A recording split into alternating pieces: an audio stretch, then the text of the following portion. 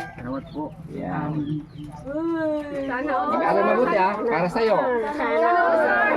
Sana all. Para sa'yo, mag-aral mabuti Anong masasabi niyo sa ating mga magulang? Salamat po. Hindi, sa mga magulang, yung pangarap mo. Dapat magbigay ka ng magandang salita para sa ating magulang para tanggal yung mga pagod nila. Mag-aral po kung mabuti. Mag-aral mabuti. Bukod doon, siyempre. Ha? Ipakita natin sa mga magulang natin na tayo ay mga pag-asa ng bayan. Na sinasabi nila na tayo yung magiging ehemplo sa iba. Or gumawa ng mga mabuti, wag sumama sa mga hindi magandang bagay para maabot natin yung mga pangarap natin, no?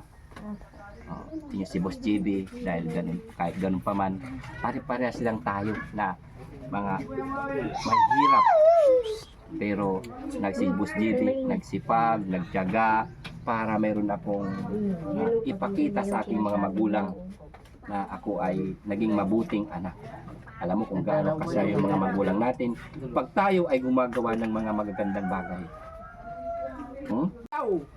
Pero sa totoo lang wala.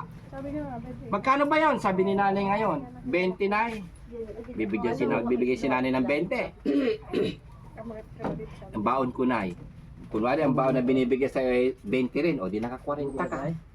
Ganun yung diskarte ko noon Kunwari may project para lalaki yung baon ko. Ganun. Kaya kayo, anong grade ka na? Grade 3, nag-aaral mabuti. Ano yung pangarap natin para pagdating ng araw ay makatulong tayo sa mga magulang natin? Kailangan may pangarap tayo para alam nyo yung mga pangarap natin, sabihin natin sa magulang natin para sabihin nila na nakakatanggal kasi ng pagod yun bilang isang ama na nag-aaral tayong mabuti dahil ang gusto ng ating mga magulang ay gumanda yung kalagayan natin kapag sila ay nawala na. No, nag-aaral ka bang mabuti? Oo. Sinong nanay? Sinong nanay tatay? Pangalan ng nanay? Sharon po. Sharon, saka si Gabi Concepcion. Ate Randy po. Sharon saka si Randy. Si Bossing? Po. Nag-aaral ka ba? Opo. Anong grade na? Po. Alas po yung nag-aaralan po. Alas po. Sa ALS? Ilang taon ka na ba? Po. 18 po. 18? 18 ka na? Dito ka lang boy, dito ka lang. Anong kurso natin? Bigyan kayo Ha? ng pamasko agad. Walang kurso. Pamasko. Anong pangarap natin? Maging driver po. Maging? Driver din. Maging vlogger din. Bakit gusto mo maging vlogger? Sige ito. Ano kasi kalaban Sige. mo pa sila sa vlog? Anong gusto mo? Bakit mo gusto na naisin maging vlogger? Para makatulong din po sa Yun. kailangan. Very good. Oo. Para makatulong din sa mga kababayan nating mga nangangailangan ng tulong. Yan. Anong pangalan? Justin po. Justin. Justin. May cellphone? Opo. Ay, sige. Dapat mamaya picture mo ng Kim kasi post mo. Sabihin mo dun sa Team Daddy Frankie. Team Daddy Frankie, ako yung tulungan nyo rin ako. Mabait yung mga Team Daddy Frankie. Iaakit ka nila.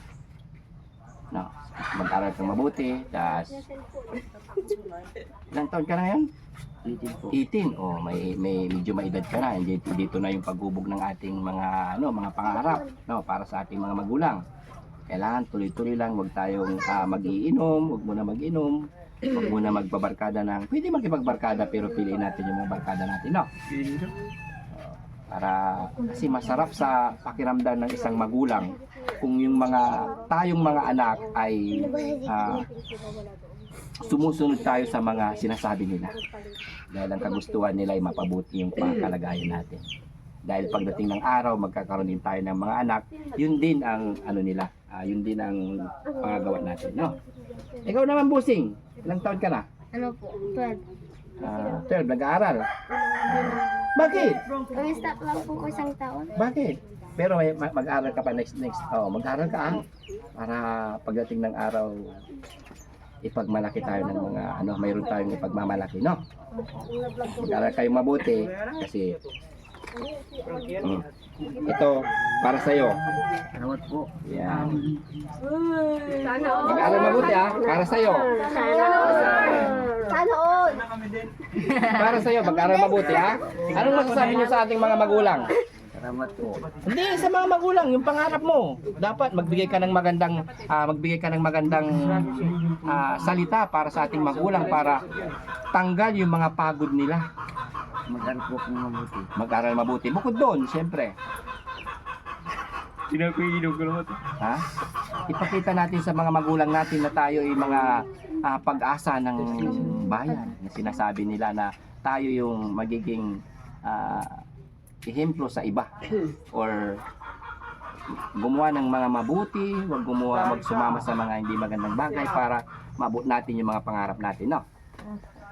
Tingin si Boss JB dahil ganun, kahit ganun pa man, pare-pareha silang tayo na mga mahirap pero si Boss JB nagsipag, nagtiyaga para mayroon akong ipakita sa ating mga magulang na ako ay naging mabuting anak. Alam mo kung gaano kasaya yung mga magulang natin pag tayo ay gumagawa ng mga magagandang bagay. Ganun ka rin ha? Ganun din, mag-aral mabuti, no? Para ipagmalaki tayo ng ating mga magulang.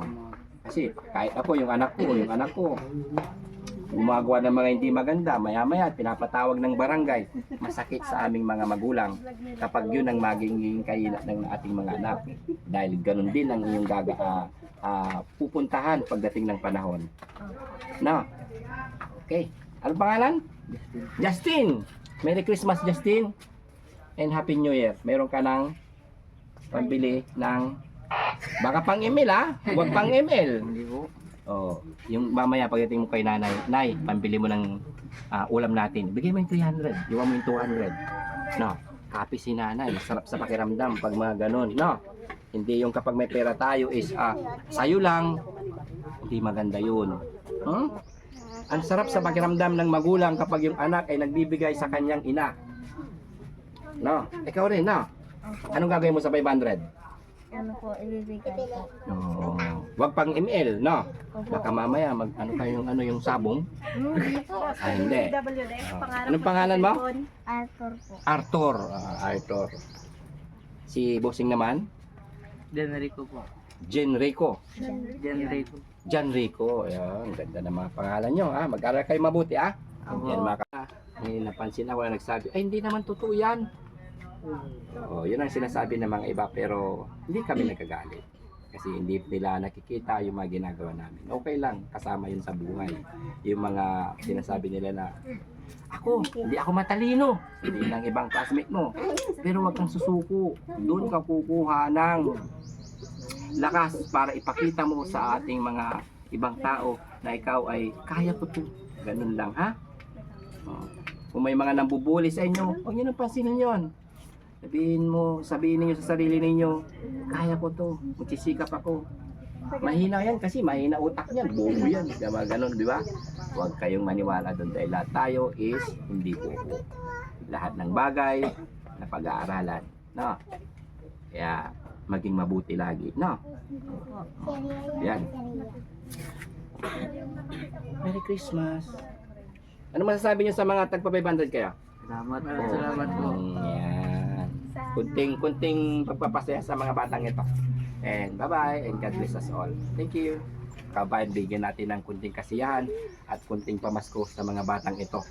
Yung sinabi ni Boss JB, Opo. maging mabuti para ipagmalaki tayo ng ating mga magulang. No? Yan. Magandang tanghali po sa lahat and advance Merry Christmas and Happy New Year.